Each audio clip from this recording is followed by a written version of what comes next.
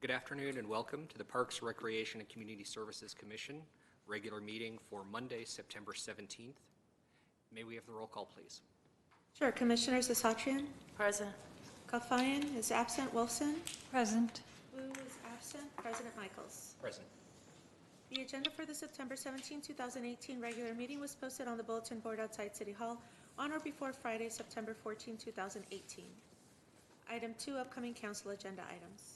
Thank you, President Michaels, members of the commission. On September 18th, tomorrow, September 18th, we're going to have one item on the agenda.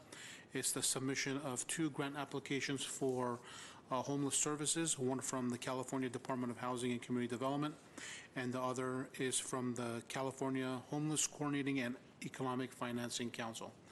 The one for homeless emergency solutions program is for $625,000, and the one for the homeless coordinating is for $723,000. On September 25th, there will be a joint meeting with City Council and the GOSD Board of Education, and we will have 2 items on the agenda, one being an update of One Glendale after-school youth sports program and discussing performance measures, and the second would be the joint use projects for Cerritos Elementary, Wilson, and Glendale High School tennis courts. October 2nd, we have acceptance of funding in the amount of $348,000 from Glendale Community College for the Strong Workforce Program provided by Workforce Development. That's it. Are there any commissioner comments? I actually have a couple of comments. As many of you may know, yesterday there was a street festival at Glendale Central Park marking the 100th anniversary of Home Minutemen, which is the largest Armenian youth scouting and athletics organization in the nation. They actually operate worldwide. I just want to take this opportunity to say many thanks to the park staff, and specifically Sevak, who's sitting in the audience, for really going above and beyond, being efficient. I know that during the festival itself we needed an additional 500 chairs, which were also quickly delivered to the park. And really from A to Z, they did an amazing job. So I want to take an opportunity to thank the park staff and of course city management, our police and fire. And then I have a second comment and really kind of want to start a discussion on what we do with playgrounds. A couple of weeks ago, I traveled to Armenia along with a delegation of elected officials. During my visit there, which was cut short, had the opportunity to have several meetings with the mayor of our sister city, Ghapan, along with our city clerk, Artashes Kasakyan, and our city mayor, Zara Sinanian. Amongst the many things we talked about as it relates to possible exchanges and partnerships was what we can do with parks and green space. And one of the things that he did mention was the need for replacement in their playgrounds. Their playgrounds are very outdated, and when I say outdated, I'm talking about from the 70s and 80s. And my understanding is that when we renovate our parks, we really just dispose of the playgrounds, and this is a great opportunity, if possible, for us to donate these playgrounds, and not just to our sister city, but other cities that would benefit and have that particular need. I'm not sure what the process would look like, and I understand that possibly with any of these, the transportation we would need to take care of and come out with funding for that. But my understanding is we dispose of these playgrounds, and I'd like to see how we can kind of move forward in starting to donate these items to playgrounds and children that need it. President Michaels, members of the commission, we will look into that. Our next playground project will be the Shane's Inspiration at Maple Park. We'll go ahead, and Maple Park is not fairly new, but I think it will meet the needs in Armenia.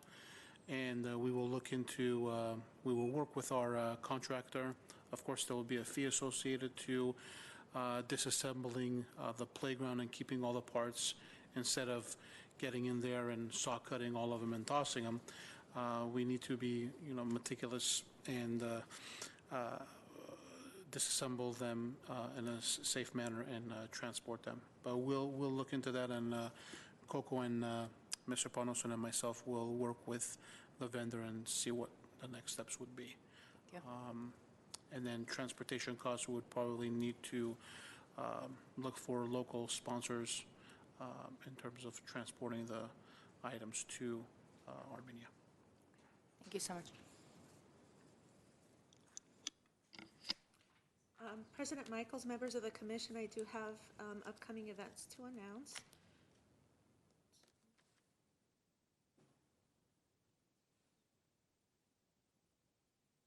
On September 20th at 7 p.m., we have a CDBG community meeting at Pacific Community Center. On September 21st, we have Friday Night Lights at Verdugo Skate Park. On September 21st from 6 p.m. to 8 p.m., Glendale Beautiful's Fall Awards ceremony will take place at Casa Adobe de San Rafael. September 22nd from 8 a.m. to 12 p.m., we have a Wilderness Workday at Duke-Major Wilderness Park. September 28th and October 12th from 5 p.m. to 9 p.m., we have a tea night out at Pacific Community Center. On October 5th from 6:30 p.m. to 8:30 p.m., we have a Friday night lecture about California native plants at Duke-Major Wilderness Park. On October 5th from 6 p.m. to 12 a.m., we have a Parents' Night Out offered at Spar Heights Community Center. October 13th from 8 a.m. to 12 p.m., we have a Riverwalk Workday at Glendale Narrows Riverwalk. On October 13th at Central Park, we have Street Food Cinema showing Gremlins. Doors open at 5:30 p.m., live music at 6:30 p.m., and the movie starts around 8:30 p.m. And then on October 15th at 2:30 p.m., we'll be back here for another commission meeting. For more information, the public can call 818-548-2000 or visit www.glendaleca.gov/residents/calendar. Thank you. Thank you. I have no cards for oral communications, so if we move to consent items. Moving on to item 5, consent items. At A, approval of the minutes of the commission regular meeting held on August 20th, 2018.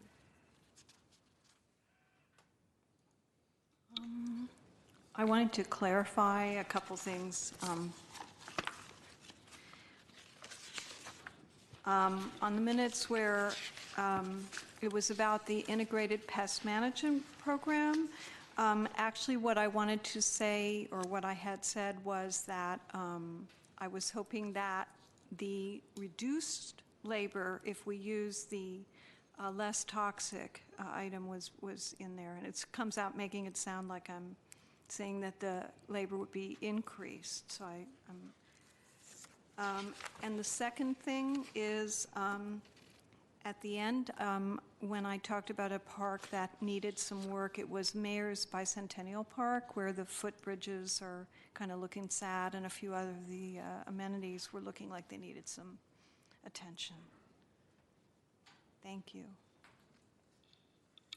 I'm sorry, Commissioner Wolfson, for clarification, again, under integrated pest management update, it was the second paragraph, and would you please clarify what you intended to? Yeah, that with the Avenger, I think it's called, which is less toxic,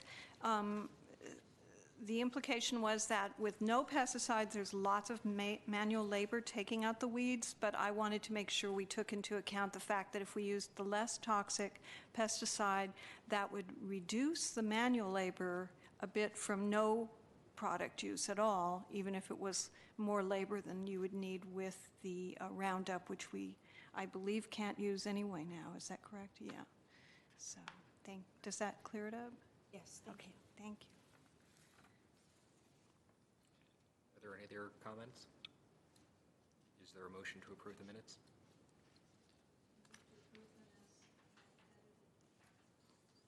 I'll second. Roll call. Thank you. Commissioners Asatrian? Yes. Kafine is absent. Wolfson? Yes. Wu is absent. President Michaels. Yes. Next item is 6 action items. At A, updated deposit fees. At 1 is a resolution repealing and increasing existing deposit fees and establishing new deposit fees for rental of various community services and parks, facilities, and equipment. President Michael, members of the commission, good afternoon. Have prepared a quick PowerPoint to provide a report on some of the deposit fees that staff is requesting to either eliminate, consolidate, or increase. So the city, thank you. So the city upgraded the HR payroll software from PeopleSoft to Tyler Munis, and we went live on the HR payroll component in March of last year, 2017, and we are currently in the process of working through the upgrade for the financial software, and so we are hoping to go live in January of 2019. As part of that process, we evaluated are evaluating the current processes and procedures as it relates to the various components like accounts payable, accounts receivable, cashiering, budget. And as part of this process, we are also taking the opportunity to evaluate fees and just the processes and procedures that we currently have within the department, and deposits being one of them. Looking for ways to make things more efficient or reducing the number of deposits, as in some instances it's costing more almost to take in the deposits and refund them than it is worth taking. So in an effort to work within the parameters of the new Tyler Munis software and to improve processes for efficiency, staff is recommending that all deposits for facility rentals or equipment be set at a minimum of $500 and eliminating the smaller deposits.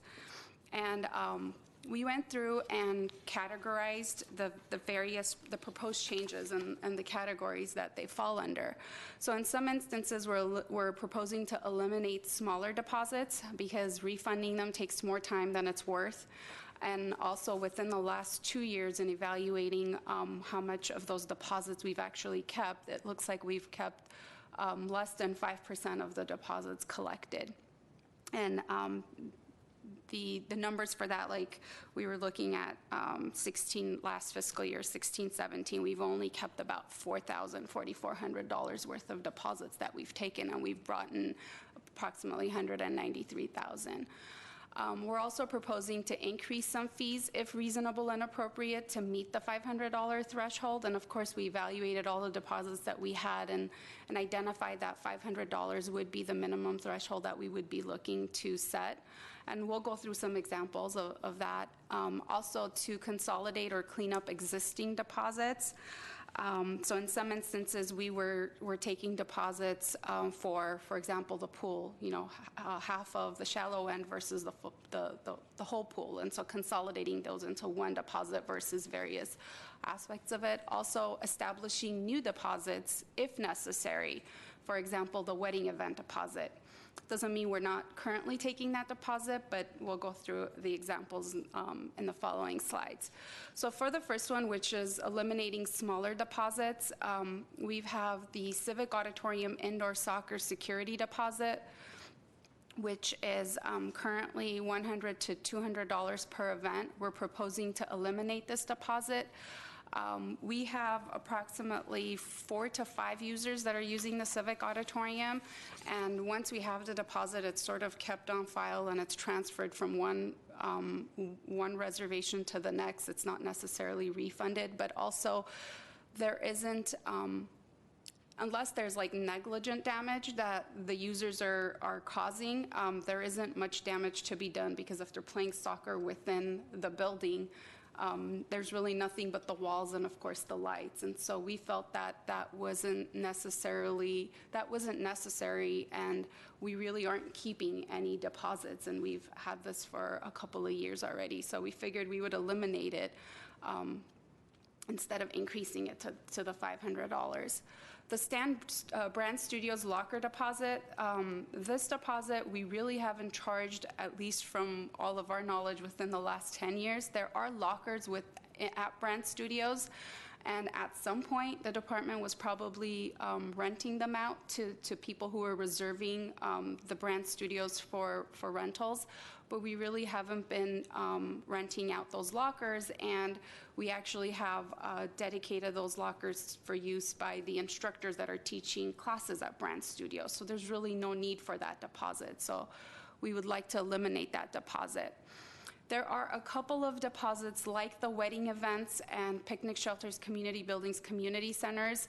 So for many, many years, this deposit has been taken for events, which for wedding events is $200 per rental, and for picnic shelters and community buildings. We are basically, we've revised the policy, and we'll see it in the new fee, so they're not necessarily being eliminated altogether, but we are proposing new deposit fees that will replace these. And they're not currently in the fee schedule. The next category is increased deposit fees. So currently we have a sports complex scoreboard controller deposit, which is a $300 deposit that the users of our fields are currently paying in case that the controller for the scoreboards is lost or misplaced. And the cost of replacing that is actually closer to $500, if not more. So we are proposing to increase that deposit. The film deposits, we call it film deposit with equipment, is currently set at $1,120 per permit. So when we have film permits throughout any of our facilities, the parks, we currently charge a $1,120 permit fee. But that deposit is really not based on equipment, so we're proposing to just remove the word with equipment out of the description and increase that to $2,000 per permit. To be honest, those fees are actually, film permits, as you can imagine, their budget is huge, and a lot of times there's a lot of changes or damage or anything of that sort. So we feel that $2,000 is more appropriate for film permit deposits, so increasing it to $2,000, and that $2,000 wouldn't necessarily just be used for damage per se, but it would also be used for instances where they are running over. So they make a five-hour reservation, but their filming is taking a little longer, and so we would then tap into that deposit fee to take in the payment for the difference in the rental hours. So that would be another example. And we're finding that staff is doing a lot more of that, and so having a larger deposit fund to be able to tap into would be helpful in making things more efficient versus going after them to have to pay us the difference. Central Park Paseo deposit, we currently have that at $200. We would like to propose to increase it to $500 per event, and that would be equivalent to our Civic Center fee that we have, and that one's set at $500. So when we set both fees, which we did at the same time, the deposit fee for this one was set at a lower fee, and again, raising all the deposit thresholds to $500, that meets the minimum, and also it makes it equivalent. And it's also, that area is next to the Mona and all the stores on Brand, and so we feel that $500 would be better to have for that site as far as a deposit, should there be damage or should there be any sort of payback that we would need as a result of that rental. The next category would be consolidating the existing deposit fees. So these fees are not necessarily being eliminated, but being consolidated into one. So we currently have a $500 flat fee for the Civic Auditorium for weekly kitchen rentals, and a $1,000 flat fee for the Civic Auditorium monthly kitchen rentals. So this is, again, this is a refundable deposit. So we're proposing to eliminate those two fees, but we are adding a Civic Auditorium kitchen refundable deposit, which would be replacing those two fees at $1,000 per event. So really, we're consolidating those two into one fee. Same thing with the pool. So the Pacific Pool whole pool security deposit, We have a $200 flat deposit for that. Currently, the Pacific Pool security deposit, which is the nonprofit rate, is $200 currently. The commercial rate is $1,000.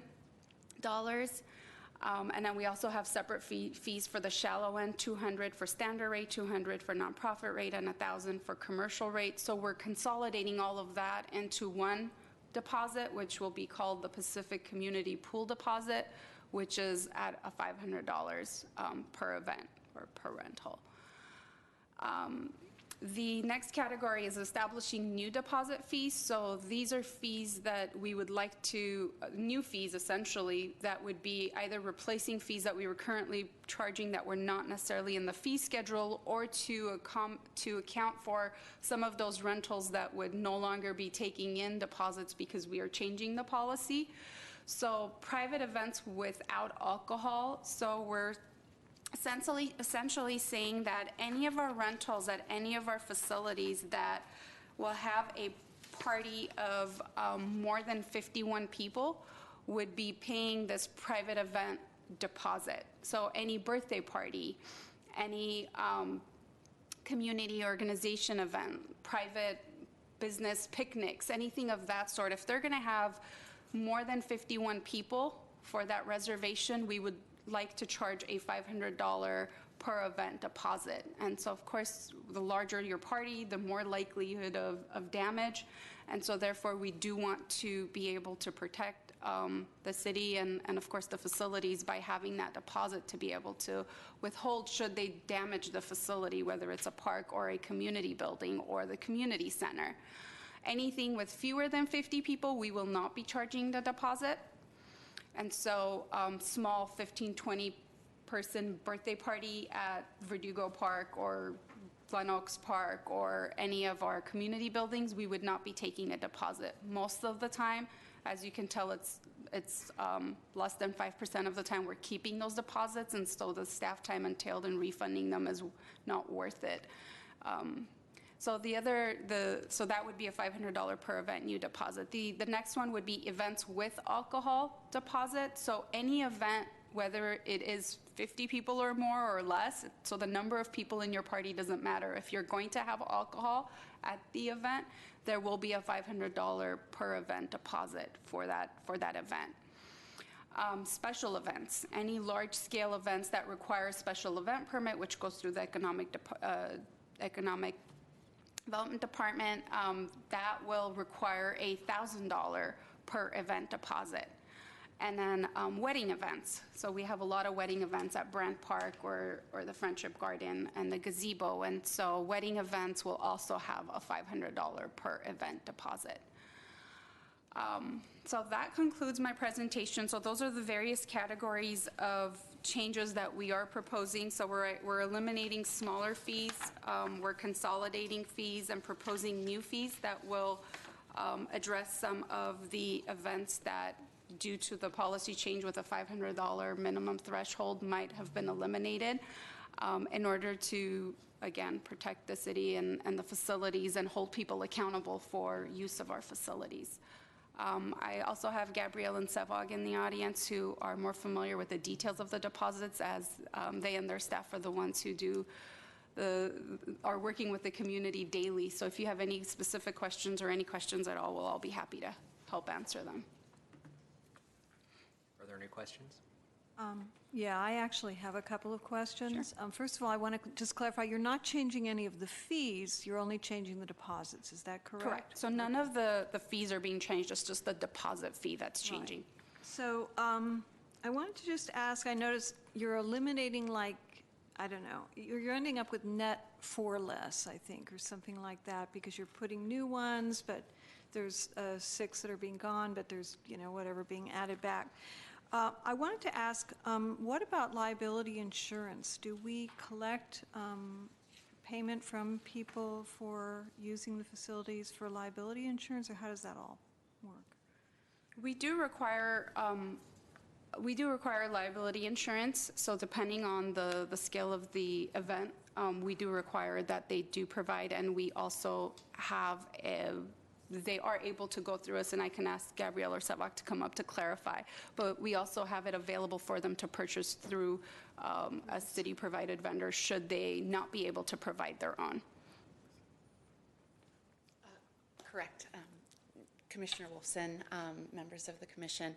The majority of our users who purchase the insurance that we have identified through our risk management office as available to them are at the Civic Auditorium. So a private event that may come into the Civic, or potentially a wedding customer where we are requiring liability insurance, we will provide them with a website where they can purchase the insurance for the one-day event on their own. We don't specifically charge that fee for it. But we make it available to them so that pre-approved insurance can be provided to us. Some rentals, such as athletic rentals, we just require release of liability forms if it's a gathering of friends or maybe a group of people from a church organization that want to come together and play an athletic sport after church sometime. They may just require release of liability forms to be signed because they can't come up with insurance on a weekly basis for their rental. I guess that's a completely separate issue then from damage deposits. That is what we're talking about, is damage deposits, correct? Correct. Okay, thank you. How would deposits, for example, a private event of 60 people with alcohol, would it be the largest deposit? Would the deposits be additive? How would that function? So, sorry, ask the question again. If there's deposits for specific things, and let's say I had a private event of 60 people, which would require the private event deposit, and I'm going to have alcohol. Each one of those functions has a $500 deposit. To clarify, would that be, I would need a total of a $1,000 deposit for the event? Or would the event require just the maximum of the $500 deposit? So, President Michaels, it wouldn't be, you wouldn't be adding the deposits together. So if it's a special event, which is a $1,000 deposit, it would be $1,000 whether it's with or without alcohol. The rest of them are $500 deposits, so I don't know that it would make a difference. But if it was a special event, that's when it would be $1,000. So whether it's with alcohol or without alcohol, it would be $1,000. The only time the events with alcohol would kick in, essentially, that deposit is if it wasn't a special event. So it's a $500 deposit in that scenario. President Michael, members of the commission, it'd be a one-time. So if you're saying one type of event is going to require 500, and then now you have alcohol, which is another 500, we charge 500. We don't combine and say now you need to pay 1,000. Right. So if it's 1,000 plus a 500, we don't say 1,500. We go with 1,000. So in simplest terms, it's the largest deposit that is applicable for that particular event. It's not cumulative. Correct. It's not cumulative. Any other questions? Thank you. The next item, please. President Michaels, this item requires a motion to approve the resolution. I'll make the motion. Is there a second? I second it. Thank you. Roll call, please. Commissioner Sasatrian? Yes? Kalfayan is absent. Wolfson? Yes, Wu is absent. President Michaels? Yes. Thank you. Next is item 7, reports information only at A, Civic Auditorium Annual Report. Good afternoon again, President Michaels and members of the commission. I'm here for the annual report on the Glendale Civic Auditorium. The Civic Auditorium was built in 1937, and at the time it was the largest municipal auditorium on the West Coast. We have some older pictures here dating back when we had our old marquee. It has changed quite a bit since then. It has been renovated 2 times. The first was in 1964 and then again in 1997. Since then, we've been doing some refurbishment of the auditorium. We've restored the north entrance to the building to the more original architectural design. We removed, if you remember, there was almost a porch entry with some pillars that has been taken out. And we repainted the exterior, we replaced the exterior lighting, and we've been working pretty actively up until very recently on the landscaping. As you can see, we have all new grass and we have some plantings over on the Verdugo side of the facility that are growing right now, and it looks really nice out there. Coco's department and staff has done a really wonderful job in improving the exterior of the building with the landscaping, so thank you. We also have a digital marquee which was installed a few years ago, and we advertise our events. Sometimes we advertise department events, and anything that might be co-sponsored with the city we will also put up there. If we have some concerts, if we're working with a local organization on something, we will sometimes also advertise them there. And this is on Verdugo, so everybody coming off the freeway right there and going to and from the college can see this. This is our parking structure, just an example of the parking structure. We share the parking structure with the Glendale Community College under the JPA agreement, so college students do also park there, but we charge a fee for our renters to utilize the parking structure if they have enough people and want to use it. They can also pay, they can either rent out the structure from us up front, or they can have their participants pay a per car entry into the parking structure at night. The Civic Auditorium is a wonderful location for meetings, private parties, receptions, conventions, seminars, trade shows, concerts, and trainings. Most of these are for rentals, but we also use it for our citywide trainings, city personnel tests, meetings, events, and it is our emergency shelter. So whenever we have an emergency here in the Glendale area and we activate our EOC and start evacuating residents, the Civic Auditorium is one of our evacuation centers. So we keep items on hand that are owned by the Red Cross. We have a storage bin underneath down back, and we access it in the case of an emergency in order to allow residents to have a place to stay. Services at the Civic include parking on site and adjacent to it, depending on which location you're renting. We have a security guard service available. Insurance is available. As we discussed, we provide a company that people can purchase their insurance for. We have ADA accessibility, AV services, Wi-Fi connection. We have 2 kitchens, 2 commercial kitchens in the location. Our supervisor on site can assist with event planning and event management and logistic assistance. Our upper auditorium is 11,000 square feet. We have hardwood floors. It's an open layout. We have a full stage. We have a piano back there even that can be brought out for the rentals. We can accommodate up to 1,100 people theater style and 800 people banquet style. We also have a terrace room, a meeting area or prep area adjacent to it. We have a full foyer, and we have the commercial kitchen upstairs. And we designate the garage structure for the upper auditorium. Here are some various pictures of the upper auditorium in different layouts. We have it empty, auditorium style, banquet style, and then the bottom right is our boxing event. So we can do almost anything up there. Our lower auditorium is 13,000 square feet. We have a middle sunken parquet floor.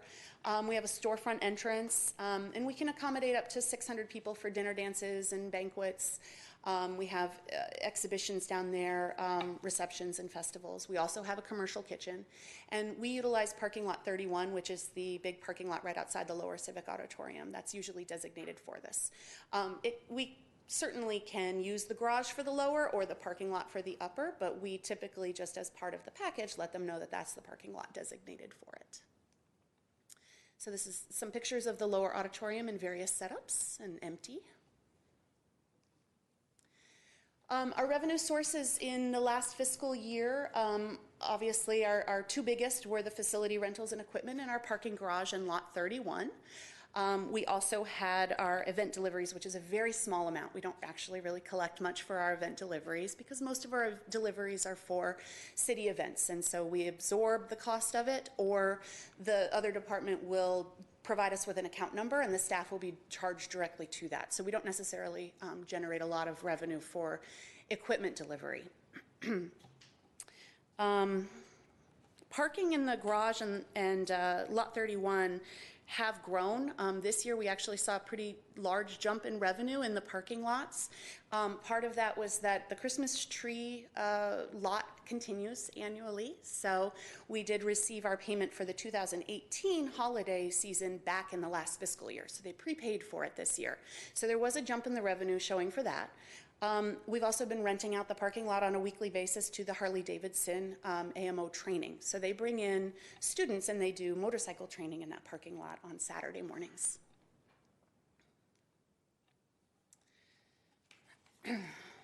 Expenditures did increase this year at about $100,000, and the majority of this increase was because of maintenance and operating expenses for a new internal cost allocation fee for building maintenance.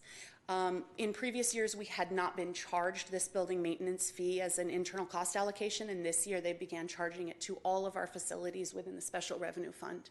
So it did increase our expenses quite dramatically without staff actually making any additional purchases. We've been really working to reduce our deficit at the Civic Auditorium, and last year when we presented the report to you, we were at a deficit of about $54,000, which was a pretty big decrease in the operating deficit. This year we're up to $117,000, but that $100,000 is our building and maintenance, and so that was really it was a disappointment, I think, to staff that we weren't able to close that gap more this year, because without it, I think we would have been under $10,000 in the operating deficit. We did increase some part-time staff costs a little bit due to some new personnel hired to assist with some of the events and the deliveries. But we also increased our revenue. So we did have an overall increase in revenue this year, which was one of our major goals, was to increase the revenue at the facility.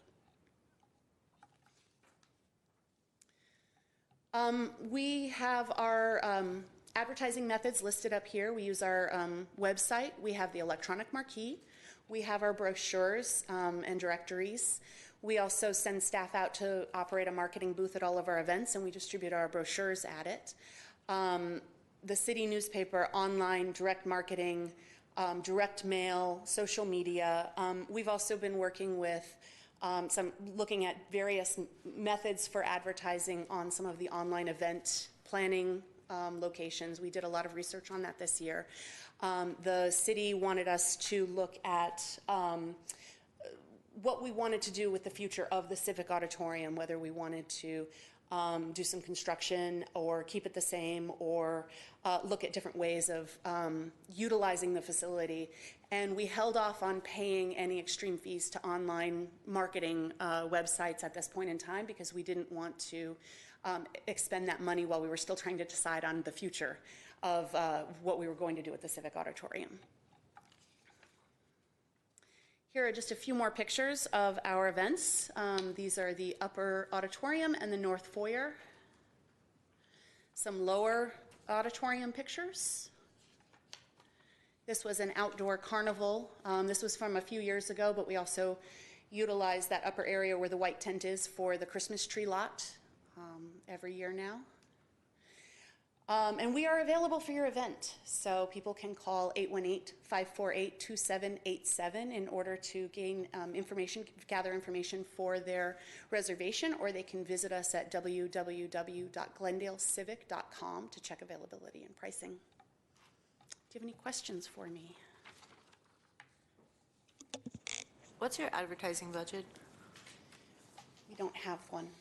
There is not any money allocated specifically for advertising in our budget. So how do you do the direct mail and the social media ads and all of that? Where does that come from? Social media ads are through our Facebook page. They're through the department Facebook page. So we as a whole department, have them. We put up all of our various brochures, our websites, and we use Hootsuite in order to throw things up on a regular basis and schedule things so that someone doesn't have to monitor it all the time. Anything that we do, we just absorb the price into our M&O budget. We don't have anything specifically allocated for it, but if we spend any money, we just charge it to our general supplies and then absorb it into our operating expenses. So how do you determine as a department how much is allocated towards marketing for the auditorium? President Michaels, members of the commission, a few years ago, before the Great Recession, we did have marketing and advertising budgets. Those were eliminated, such as our hardcover leisure guide, the 15 or 60,000 copies that we would send out. So a number of facilities had the advertising and marketing budget, but what we do now is we incur the costs in our M&O. So what we do is we find ways such as attending Glendale GUS, the open houses, and market our programs. We use Facebook. We don't buy online ads for Facebook. We just post it on our Facebook page. We use the City Connection with CM's City Manager's Office, PIO's office. We also use basically on online tools, the free online tools. Does the PIO's office provide funding for these? Not on a department level. Okay. Would you mind going back to the slide? I just wanna... So can you go through and tell me which ones you're doing now? Actually, so when it says social media advertising, I'm thinking that it's going to be like social media ads and boosts, and so it seems like we don't have that for any of the things that we're doing. So it's just posting. Commissioner Asatarian, electronic market we have, the brochures and directories. We have staff and not GTV6 graphics department. They make the brochure for us, and we want to go ahead and print them. That's cost allocated. Any of those brochures or directories are cost allocated if they're general funded programs. We have marketing booth at our special events, at citywide special events. The city newspaper, the City Connection, that the CM's office distributes. We have our own newsletter every month. Direct mail, we used to do direct mail, send out the leisure guide to 15,000 residents. That cost us the hard copy by, I believe, $69,000 per quarter. The brand advertising and social media, we just do it online with our Facebook page. We don't purchase any ads. The only program that we purchased social media ads was our cruise night, because we did have funding for that. Is there a staff member that's in charge of, specifically for the Civic Auditorium, to do the marketing and all this? The supervisor. We have the community service supervisor who oversees civic operations. We also have another supervisor there who oversees the customer service office, and she handles all of the social media advertising. What about for the department as a whole? Department as a whole, we have we did have a marketing committee that would meet every quarter. Now we have, kind of centralized all of the advertising. When I say advertising, this City Connections, the leisure guide, we in admin handle that. Iris actually handles the leisure guide and the City Connections. Not City Connections, CSP. the CSP newsletter. Okay. Thank you. I just have one quick question. That internal service charge, and I know this might not be something that you all can answer, but what was going on with the costs that are there that are now being allocated out to the departments? Where were they being accounted for before? Do we know? Does anybody know? If you don't know, it's okay. I mean...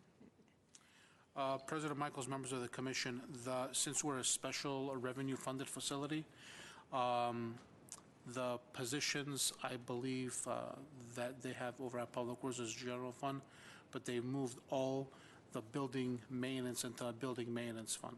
So that's why all of our building maintenance is being cost allocated throughout. So our 101 funded, general funded facilities, and our special revenue funded facilities. So we have a building maintenance fund, and that's what pays for all of our maintenance. I'm not sure if that answered your question. Or Kind of, thanks.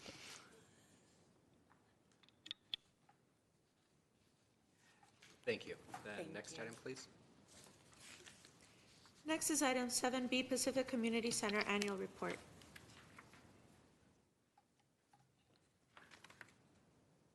Good afternoon, President Michaels, members of the commission, city staff. My name is Seva Garabidian, Senior Community Services Supervisor for the Community Services and Parks Department.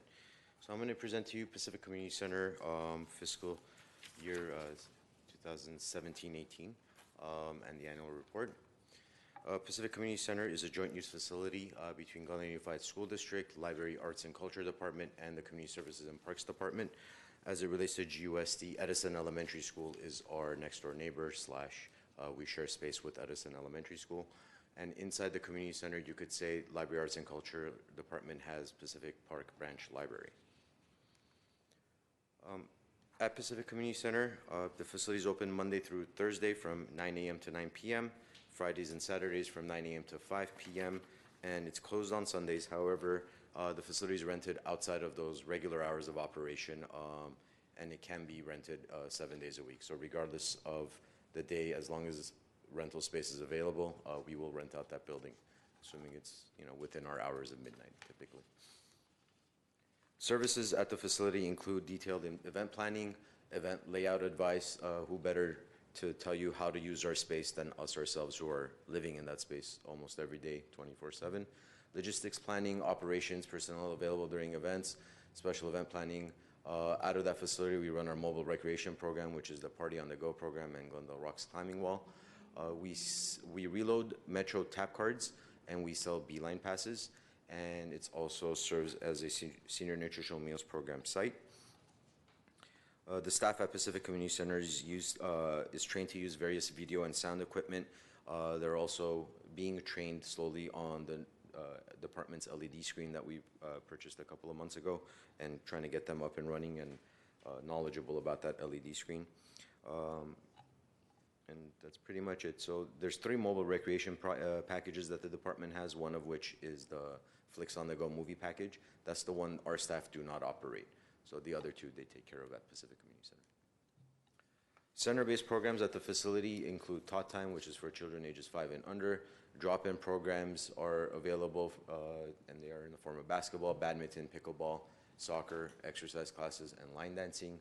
Drop-in recreation is basically our recreation room, which we have a billiards table, table tennis, and shuffleboard. We offer lifelong learning classes at the facility, our contract classes. We offer youth classes in the form of basketball, an art class, hip-hop, dance, and karate. Adult classes, we offer Aikido. We're hoping to get Zumba online as well. There's a demand for Zumba at the facility, so that's the next one. Day camps that operate out of that community center include Cool Days, Day Camp, Kinder Camp, and Traveling Teens Camp. Day camps operate basically every time GUSD is out on break. Traveling Teens Camp and their Kinder Camp, we only offer during the summer. I'm hopeful that budget permits it. If the numbers are there and justifiable, we could offer it at least during winter break as well, because we do get a demand for parents. I have my teenager, a little too old, for to be in Cool Days Camp. Can't you guys offer Traveling Teens Camp as well? So if our numbers are justifying it, if we have enough interest, we might be able to pull that off as well. And then we offer Parents Night Out at the facility.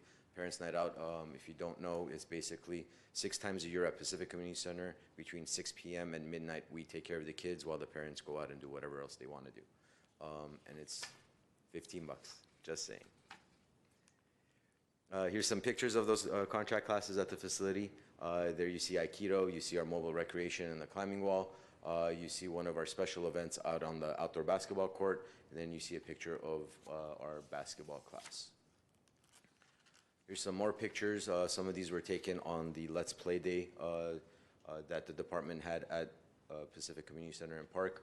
The dunk tank, water balloon, whatever those kids are doing, hanging out in the sun. And then during the day camp program, one of the weeks was Wizards theme, and the kids were doing some Harry Potter crafts, making their own little wands and stuff like that. So there's a picture with a cardboard cut out of the cast. Participation in Pacific Community Center breaks down as follows. Basically, in comparison to 2016-17, there's a decrease in the number of youth passes that we've either renewed or sold.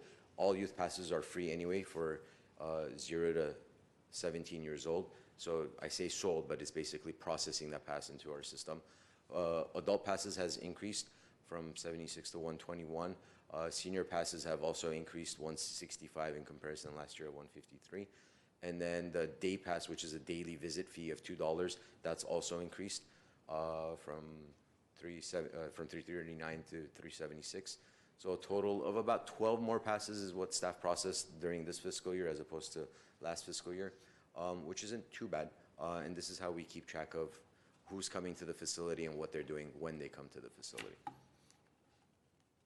Here's our center-based program participation number breakdown. So this carries it out, duplicated numbers over the year. That's pretty much, what I'm looking at is per occurrence. So drop-in badminton gets about 42 people per occurrence. That's really the numbers I focus on, as opposed to the larger numbers at the end, which is the yearly duplicated numbers. So how many numbers do we average for badminton? About 42. Drop-in adult basketball, about 20. So those are the numbers that I'm concerned with. Is the facility getting enough usage? And if the numbers are low enough and I can't justify it, then I'll start considering possibly saying it's time for me to explore a different programming opportunity because this one really isn't getting that much usage. Other programs operated out of the facility include the Youth and Family Services section, which has STAR as part of that section, our Senior Nutritional Meals Program, and the One Glendale After School Youth Sports Program. Basically, for Youth and Family Services, STAR and One Glendale, Pacific Community Center is also home. For the Senior Nutritional Meals Program, Pacific Community Center is one of those additional satellite sites that we serve meals to the seniors 3 times a week, Mondays, Wednesdays, and Fridays. Community collaborations out of that facility include Adventist Health Glendale Foundation and Champions for Change. They visit the facility at least once a month and do either a parenting class or a healthy cooking class, free and open to the public. They usually set it up around tot time to get those parents in. Glendale Community College offers their lifelong learning classes. Currently from GCC, we offer an improv class, an ESL class, and a contemporary world issues class. And then Glendale Police Department, obviously, is, in terms of collaboration, is the STAR program, Students Training as Role Models. Special events that took place out of that facility during the last fiscal year are all of those. I won't list them one by one, but all of the One Glendale Championships are at that facility, as well as some of our center-based programs or special events, which is the Spring Extravaganza and the Fall Festival.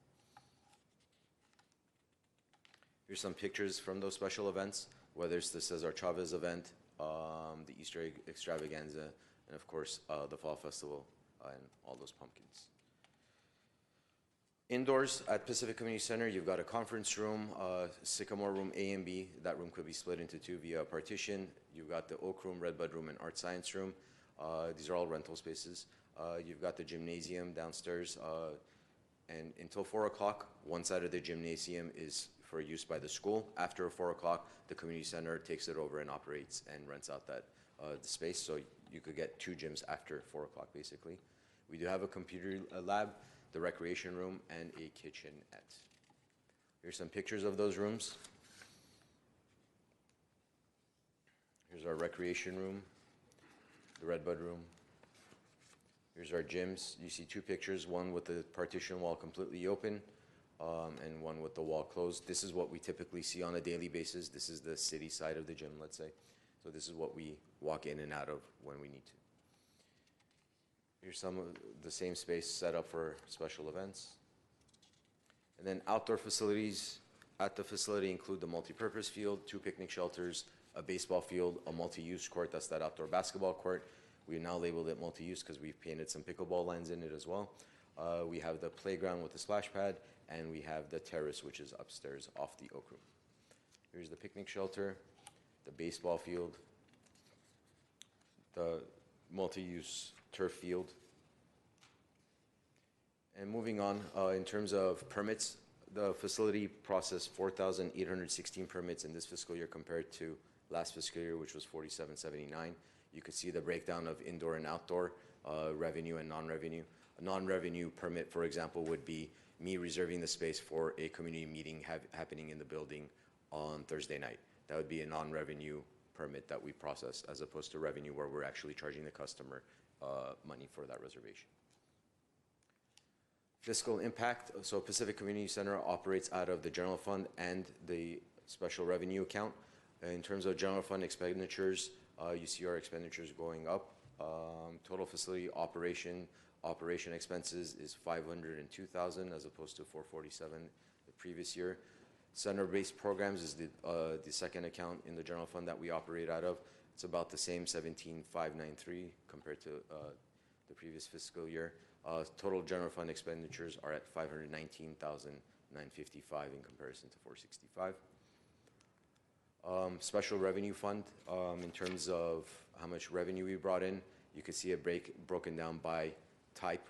Activity cards, $5,361 comparison to $4,000, and the bottom line is where I'm going to jump to. It's $469,297, which is slightly less than last fiscal year, which was at $472,721. Special revenue fund expenditures. So we do pay some staff, portion of staff salaries out of that and hourly wages out of this account. Here you could see we spent $111,205 this year compared to $124,000 last year. Our M&O increased slightly, $26,000 as opposed to $20,000. But our bottom line, it looks like we made a little bit more money than we did last year in comparison. So total net profit loss in these accounts is $266,873 as opposed to $256,307.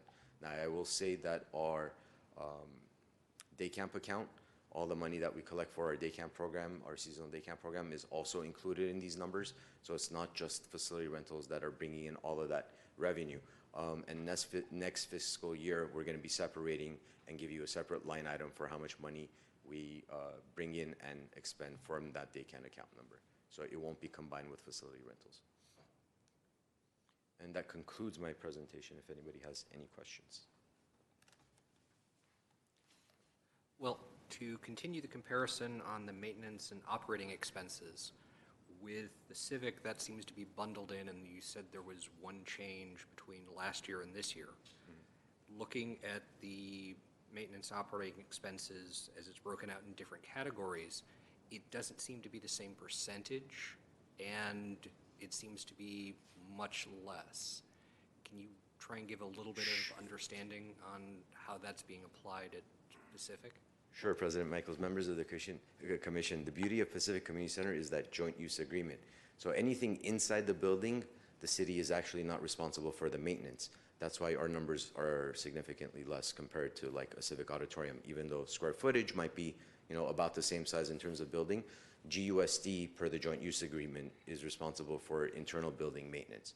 So all of that stuff that the civic auditorium needs repairs for, we don't reach out to Public Works. We reach out to GUSD to make those repairs.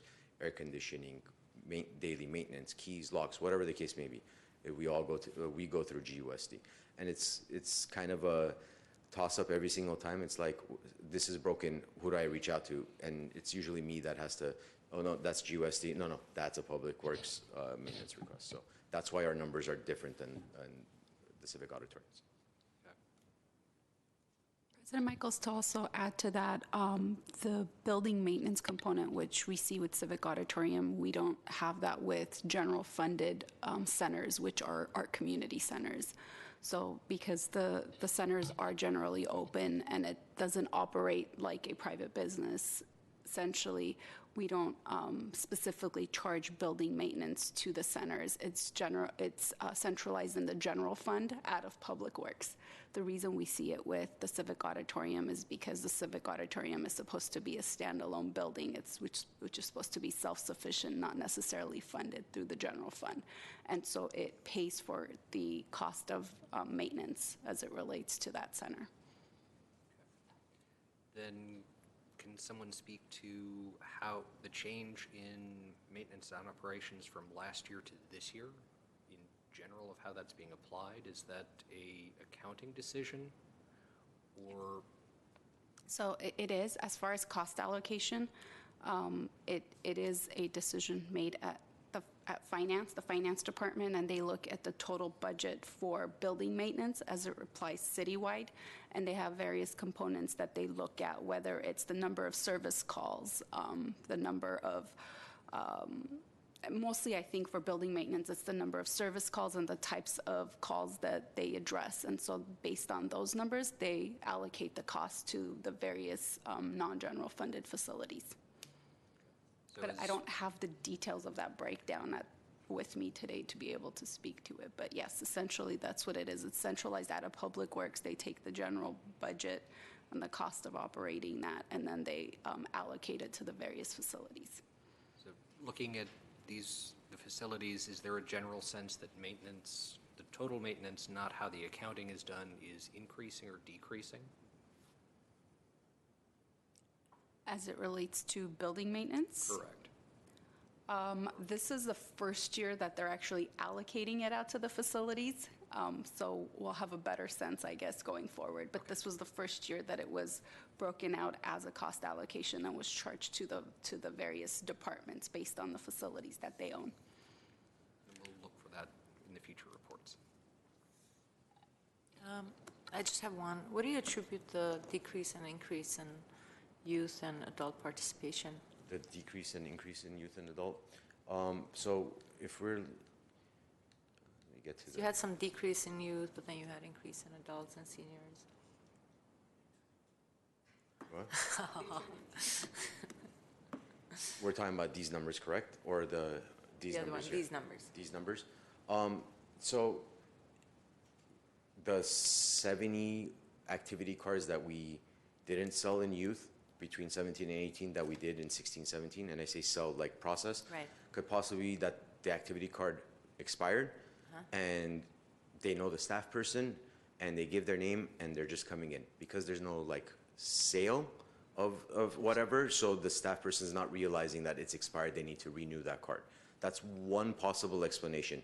And we saw that with the adults, and you know, there's an uptick because I kept emphasizing to my staff, you need to make sure the cards are current. You need to make sure the cards are current. So that's one possible explanation. We haven't reduced the number of youth programs. And it also depends on each season. So during the One Glendale, let's say soccer season, a lot of those kids are in the soccer program, the ones that would hang out in the facility. Now they're actively going out and playing soccer, so the swipes or whatever doesn't come in as much, so maybe their activity card expired and they wait until July 1 for them to come back, or things along those lines. So you don't have to necessarily renew your card when it expires. You could not show up. I might not catch it until like 2 months later, and it might be in the next fiscal year as well. Other than that, I don't see this as generally participation per se. This is what I look at in terms of participation. This is, to me, this is like running the report saying how many people came into talk time, how many people came into our senior exercise class. So the passes give me an average of, these are the typical number of people that I'm seeing in the building. I'm hovering around 900. 900 people are visiting the facility, and it could be throughout the year, or it could theoretically be in any given day, but let's say throughout the year. But in terms of participation, this is the numbers that I look for, whether it's youth drop in basketball, which is Monday through Friday from 2:30 to 5, or whatever the case may be, whether it's the recreation room, so if that makes sense. What would be our end goal and the ideal number for that center? For Pacific Community Center? Yeah. Honestly, I don't know if I could answer that. I haven't discussed like what the end goal is. I know that in terms of daily usage, I mean, by the time school lets out until about 6 o'clock in the afternoon, when those kids eventually go home, we're like, dude, like, give us a break. You're yelling and screaming. You're in the billiards room. You're running up and down the halls. Don't dribble in the hallway. Stop running. You can't ride your skateboard in here, which is good. Honestly, like as annoying as that is, it's good. That means you got a bunch of kids using that facility and they're in a safe space as opposed to being somewhere else outside. So do I want to see those numbers increase? Yes. I'd like to offer some sort of organized programming, some sort of structured programming, whether it's like an after-school club where we could do some homework help or anything along those lines. But for me to provide that type of additional programming, now I need to allocate staffing and funding towards it, which I don't think we're at that level currently today.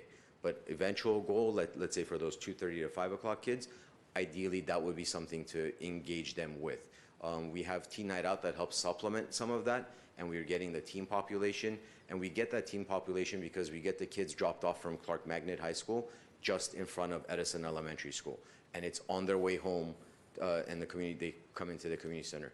The other night I had left the building after 5:30 on a Friday when we're typically closed, and I saw the same teens that I would see at the building during teen night out, again in the building, in the same room, on a night where we didn't have teen night out.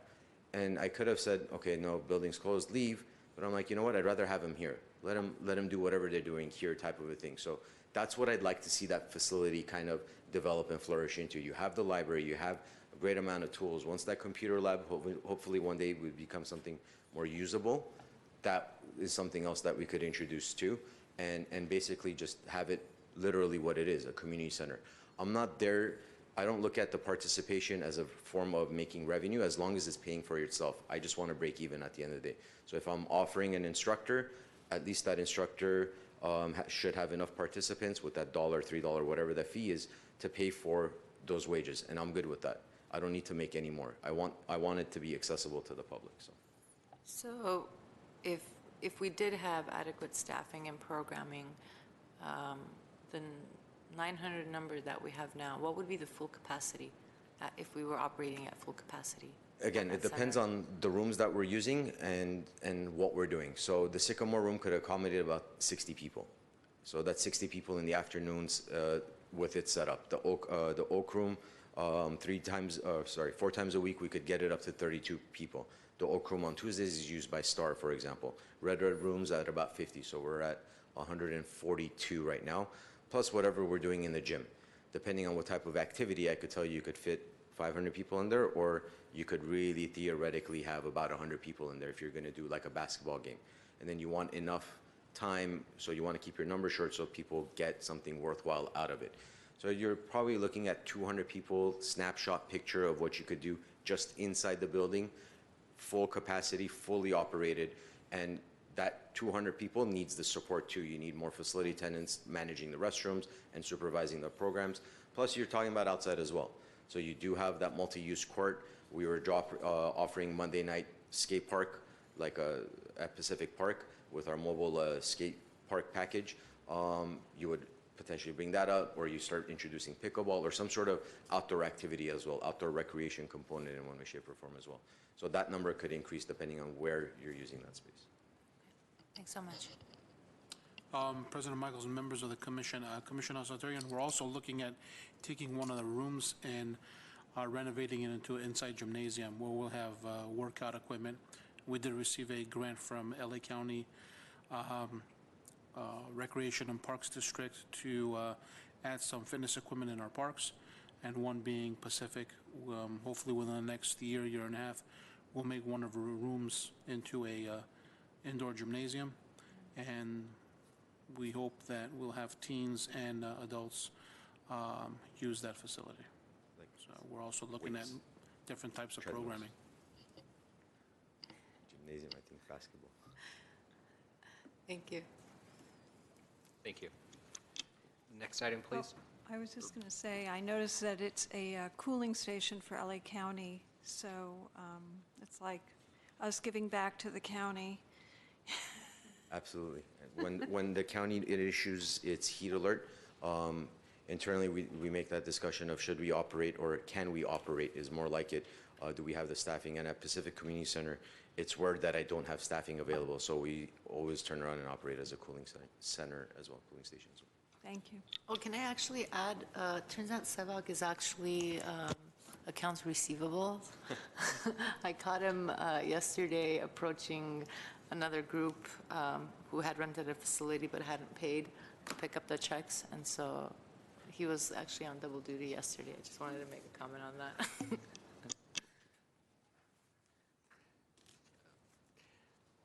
Thank you. Sevag, you wear multiple hats and you wear them well.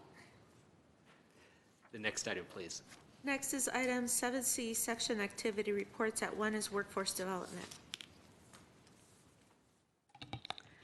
Hello, good afternoon. President Michaels, members of the commission. My name is Judith Velasco. I'm the Workforce Administrator for the Workforce section of the Community Services and Parks Department. Our section is completely grant funded, where the majority of funds are received through the Department of Labor under the Workforce Innovation and Opportunity Act, WIOA for short. I'm happy to provide you an activity report over a couple of items. First, we completed our summer youth programs. We've always had summer youth employment programs, but this year we had two brand new programs I'd like to highlight. One, through a partnership with the American Federation of Musicians, AFM for short, we were able to provide 8 students with, I would say, life-changing opportunity to be connected to the music industry. 4 students from Glendale Unified School District and 4 students from Burbank Unified School District were connected with well-known mentors in the fields that they were looking to be in. They also attended a tour of Sony Studios and met Danny Elfman. This is the first time we were able to offer this through funding we have under the Career Pathways Trust Grant, which is a state grant through the State Department of Education. We're looking to see if this can be a signature program in exposing youth to non-traditional careers and specifically adding a work-based learning component to it. The youth, again, who participated in the program, initially they're all music students, but now they're really considering a career in music, so it did make an impact in their lives. The second program we ran this summer was funded through the State of California's Employment Training Panel and the Department of Rehabilitation. This is the first time they offer funding to support 60 youth with disabilities with work-based learning opportunities. And again, we've always had a youth component in the summer, but we've never had one specifically focused with youth with disabilities. So 60 youth were connected to work experience based on their career interests. We actually hosted 2 youth at the Verdugo Job Center, and again, it was their first exposure to careers, how to come to work on time, soft skills training and such. They have to complete 230 hours, so this is a year-round program where the majority of the hours are completed during the summer. And one of the comments, or many of the comments the students made was, well, we don't want to work full-time in the summer, we want to enjoy our summer, so we're spreading their hours throughout the year round so they can participate after school or as their schedule permits. So again, we were one of the few areas to receive this funding out of the state of California. There was a total, I believe, of 6 awards, and we were the only award in the Los Angeles Basin region. And it really speaks to the history of services we provided with people with disabilities. So now we want to see how we can grow in the area providing services to youth with disabilities. Every year we receive funding from the Los Angeles County Workforce Development, Aging, and Community Services Program to provide work experience to individuals receiving CalWorks or any type of public assistance. So this program we also ran this summer. We served 109 youth, ages 14 to 24, with 120 hours of work experience. So these 3 programs that we ran this summer served a total of 177 youth. The summertime is usually one of the most popular times youth request employment opportunities, so we were lucky enough to have these 3 available options for them. Moving on to our signature job fair that we have, Glendale's Tech Week. Every year we participate in Glendale's Tech Week to host the Verdugo Job Center Tech Job Fair. This year, the job fair is this Wednesday, September 19th, from 9 a.m. to noon at Downtown Central Library. We have 20 employers confirmed for the event, and the employer size is limited to the space that we have, just to accommodate the space, the attendees. So we have 20 companies confirmed, of which we have Age of Learning, Service Titans, Caltech, Rolling Robots, just to name a few. We have, I believe, close to 1,000 participants RSVP through the Glendale Tech Week website. So this event is going to be widely attended, and we look forward to it, and we're excited about it to connect individuals with meaningful work opportunities as it relates to technology. The next item I'd like to discuss is our local plan. So since we're federally funded through the Department of Labor, we have a local plan that we have to amend this year. The local plan consists of different areas that we have to address in the workforce community. The amendment really speaks to the diverse populations that we serve, people with disabilities, English language learners, reentry population. This year, they also wanted us to address the population called non-custodial parents.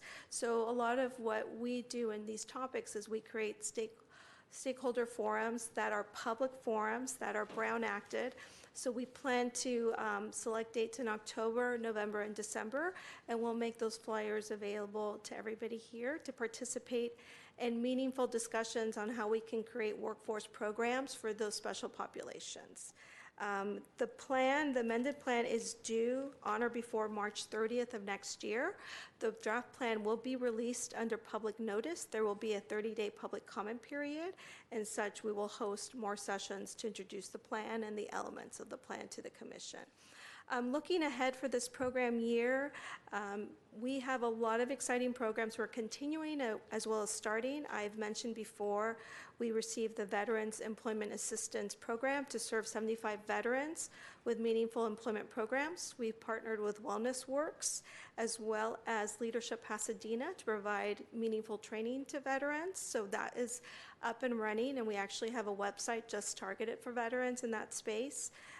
We will continue the Measure Age Work Experience program that was a very successful model through our departments, really promoting it and making sure it's successful. And we assisted 13 homeless individuals with paid work experience who've never worked before and who have various barriers, but through actually the partnerships, with Mr. Penosi and his unit, our director, Mr. Bolanikian, that program was very successful and is actually a signature program that other cities are looking to us to emulate in their area. We will continue to provide computer numeric control machinist training to individuals with disabilities through a partner with Glendale Community College. So again, we were the first board to work with autism spectrum disorder population to connect them with a meaningful career as a CNC machinist. We've already had 4 cohorts, which are 4 classes, and over the course of those 4 classes, we're actually in the 4th class now. The first 3 classes, we've had a placement rate of over 80%. So again, a meaningful program to people with disabilities in a really career pathway that is growing. So those are just a few of the programs that I wanted to share today, and I'm open to any questions you might have. I just want to say bravo on the programs for youth and other people with disabilities, because I have an autistic nephew, and I wish that he lived up here and could come and participate in that. Well, there are a lot of opportunities we have on our website, so maybe we can touch base, because I think part of what we want to do is communicate all the services and programs available. And what we've heard from individuals connected to our programs was there's so much information. How do we get to the right resource for the right information? So thank you. Thank you. Thank you. I'm happy to see that Tech Week and that partnership is growing. Yes, it is. And the attendance, and so is the employer participation. So we're excited about this Wednesday. Thank you. Thank you. The next item. Next is item 7C2, Recreation and Community Services.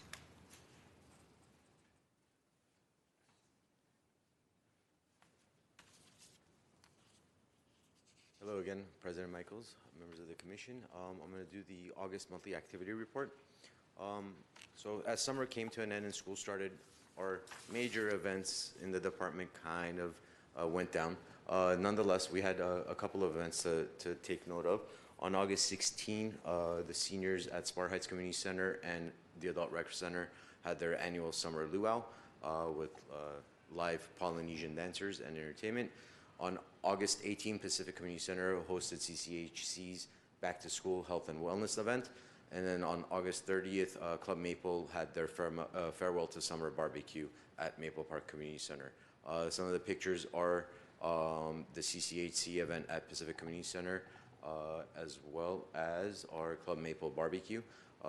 And what's noteworthy about the CCHC event at Pacific Community Center is that they served over 1,100 people on that day and gave away over 600 backpacks to kids that attended the event.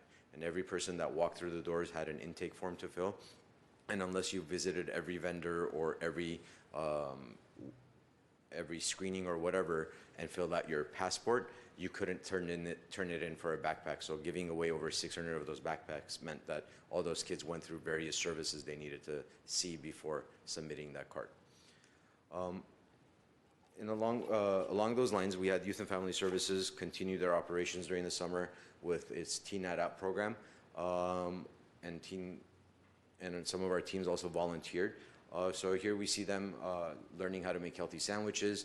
They're actually unloading or helping unload and move in CCHC for their back to school wellness event. So that event was on a Saturday. We had Teen Night Out the night before on Friday. So our teens actually offered to assist CCHC and help unload their truck and move into the building.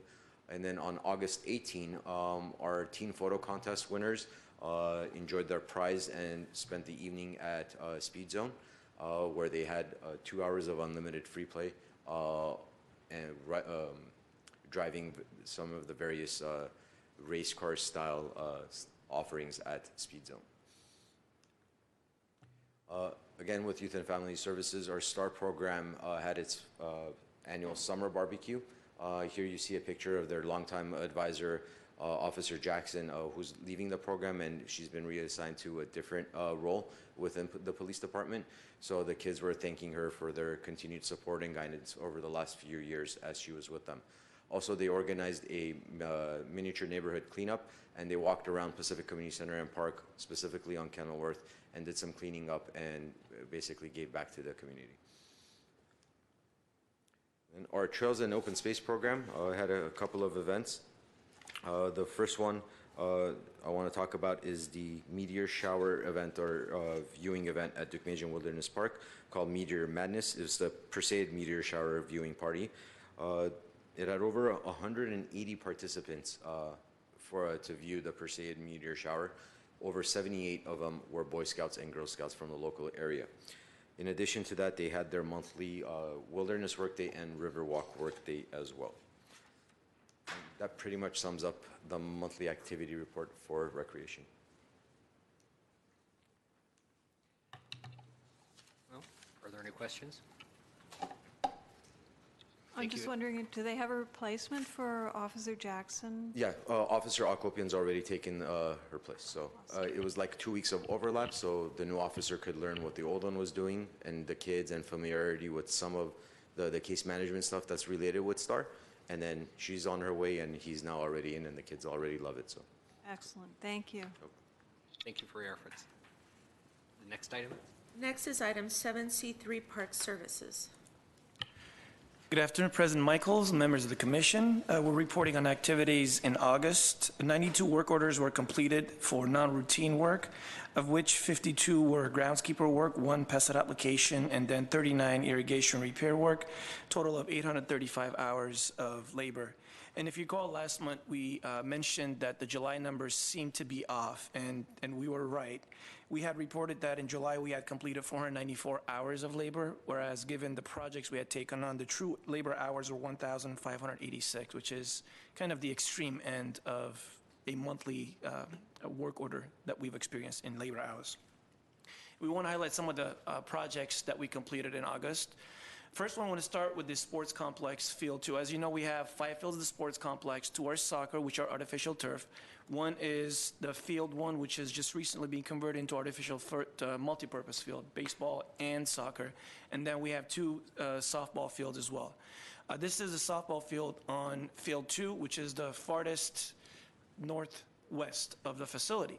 And we've had issues at this facility. Every time it rains, it had drainage issues because it would sit. This is a landfill after all, and we don't have quality soil underneath 2 inches of the turf. So we've always had issues growing grass and being able to drain after rainy season. We came in and we removed the entire turf. We're talking about 55,000 square feet of turf was removed from this facility. And we used, as you see far in that picture, sod cutters. We had about 6 rented and had an entire crew removing sod for about 3 to 4 days. And as you could imagine, those sod cutters do kind of get stuck, and they create a little bit of a nightmare. For the next project, we came up with an idea we're going to share next month, and I hope I have a video for you on that one because it is unique in what it did for us. And after we cut all the sod, we use our backhoe and the tractors to remove them, create them into piles, and you're talking about, we ended up with a couple of mountains full of turf, which we had to dispose of appropriately by taking it to the appropriate yards. So once the field was done, you can see the piles of the turf, and it was ready for work. We began looking at an option of building drainage systems. If you see those lines marked, we created 10 lines from the end, the western, northwestern end of the ball field all the way to the center. And we aligned them. This was the grading being done on the left side. We started trenching those lines, and then we put in drains. And this was no easy task because I went out there and that ground was hard as concrete. Hence the reason we were having issues with water not flowing. We ran into some irrigation problems as we go across 3 to 4 inch main lines going around. And these are the drains all the way out to the perimeter, and it captures the perimeter and dishes it back out into the hillside. We're watering the vegetation by using the rainwater from the facility. And after the lines were installed, they closed the holes, and this is towards the end. Carefully going under, you can see the irrigation lines so we don't impact any of our existing operations. And then we hired a contractor to come in and laser level the entire the field. And once we had it all ready for sod to be installed, as you know, we get a contractor to come in and lay the big, large roll sods for the entire outfield. Given that this is a softball field, we only put the turf in the outfield. And this is a completed project, and it's been in use by our users since the first week of September. A couple of other small-scale projects. This is Brand Boulevard North by the Hilton. These planters belong to the city. And we have taken ownership of doing the landscape at these 6, I believe, planters we have there. And as you can see, the existing plants were either dying and or not ideal for this area. If somebody's walking by agave, it could actually poke them. So we decided to go with something a bit softer. We had staff remove everything out, get the pots ready for planting. We brought in some olive trees, non-fruiting olive trees, and we planted in all 6 pots those olive trees. So if you're going up Brand Boulevard, you should notice them on either side of the street before you get to Glen Oaks. Here we go. Stop for a second. There's the final picture. And then these would have to be hand watered, so we're working with our friends at Forestry to drive by here as they do some of the watering they do on the street trees. They're going to assist us with putting some water in those pots as well. Because whatever existing irrigation they had is non-functioning. And hence the reason they had gone with the agaves in the past, because without water, plants are not going to survive. So right now we're hoping that our current efforts working with our forestry folks will be able to keep these trees live and well maintained. We also did some planting of the same type of species at the Broadway-Wilson intersection. If you know, just south of the 2 freeway, Harvey, Broadway, and Wilson, there's that little triangular landscaped area. Now, that used to be turf some time back, and through our turf reduction program, we removed the turf, kept it just vegetation and trees. We had a local resident who offered to donate a couple of trees which we planted, and after we planted those trees, we saw the need to add additionally 2 more. And working with our crews, we installed 2 trees, one kind of the southern tip end of the triangle and one in the east end. And so we are likely looking at 2 additional trees in this area to kind of give it more of a foresty look and fill in some spaces. We'll consider that during the Arbor Day program in the next fiscal year. We had a couple of projects at the Glendale Narrows Riverwalk. If you're familiar with the area, as you enter the main park, we have 2 corrals. We have the ring for horses to run, and then we have the actual horse corral for our equestrian users and our neighbors literally next door to the park. Well, they came to us with a concern that the levels of the sand are very low, and it could get dangerous for horses and the riders. So we had to come up with a plan to excavate, clear things out, and then bring in 130 tons of sand. It has to be specifically sand designed for this purpose. This was a first for our crews. We've never done work in equestrian arena before, and they did a fantastic job. They were able to get everything scheduled, And as you can see, bringing the soil into the facility was a challenge. Imagine this tractor running probably about 100 times to be able to get everything taken care of. Some deliveries were able to get right into the larger arena. And after the piles were laid out, we had one of our guys run the bunker rakes, spread it all evenly, and level it. And we ran our irrigation. If you see sprinklers, we have sprinklers above ground to be able to keep things a little wet. The equestrian users, they actually love us to keep things wet, so we have a program. So it keeps the dust down, and it's a bit more healthy for the horse running around, not making a dust. And this is a finished picture of the corral and the ring. One more final picture. What we also did at Glendale Narrows Riverwalk, we had been talking about doing some TLC in the midsection. We had a lot of our planters that were full of weeds, and we had a lot of our plants that had died in those areas. We had some irrigation issues. Our clock there is powered. It doesn't have the power necessary to be able to operate efficiently. We had a mainline break. All those combined actually caused quite the havoc in the midsection. And since we've been planning on this, we let it kind of go out for a little while and came through to be able to start a cleaning. We're going to be replanting the entire area. This is a two-phase. This is phase one, the cleanup and getting things ready. Next month, we'll be able to show you the completed project with the installation of the new trees and some new landscaping as well. So you can see there's a lot of shrubs, and every planter area was mixed with so much weeds in the planter, you could not distinguish what's supposed to be there and what is not. And Riverwalk is one of the facilities we do not use any pesticides given its proximity to the river, which complicates things. Hence the support we get from our wilderness work days. The volunteers come and help us clean some of those areas. It keeps things moving along. But we needed a larger crew with skill sets and heavy equipment to be able to conduct this project. So if you do visit it now, you'll probably see a lot of the areas looking just bare, and all the vegetation have been moved from these areas. We've talked to the original project manager. Part of the original purpose was to have some grass in those areas. We're going to bring grass back. We're looking at low drought-tolerant grasses to be used in this area. So we'll have some grass, we'll have some vegetation planting, we'll have additional trees coming in, and we're looking at enhancing it overall. This area, you would not be able to see anything before because it was very heavily wooded with dead shrubs and weeds. Now that we have it ready, staff are going through this week, as a matter of fact, getting all the irrigation taken care of, adjusted, and moving things around to allow for the planting in the appropriate areas. We're opening the DG walkway so it's clearer what's supposed to be a walkway, what's supposed to be a sitting picnic area, and what's supposed to be a planter. So we're working on those, and this is what it currently looks like as we speak. That would be it for today. If you have any questions, I will gladly try to answer them. One question I have, you mentioned the non-polluting olive trees. Are those sterile, that they don't produce flowers or olives?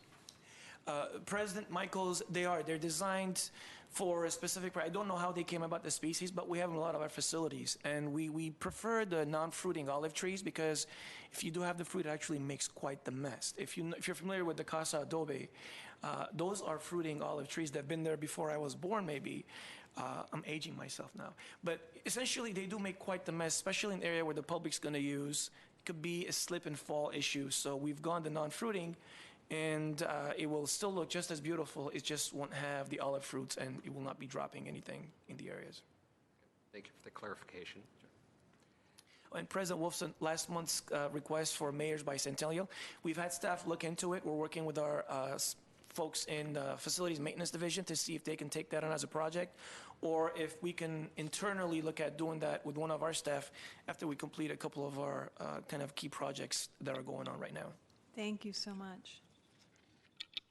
Thank you for the report, and the photos, the presentations continue to get better. I do notice the fisheye lens does make the broader perspective a little easier to see in your photos, so my kudos to the presentation. The next item. Next is adjournment. We stand adjourned.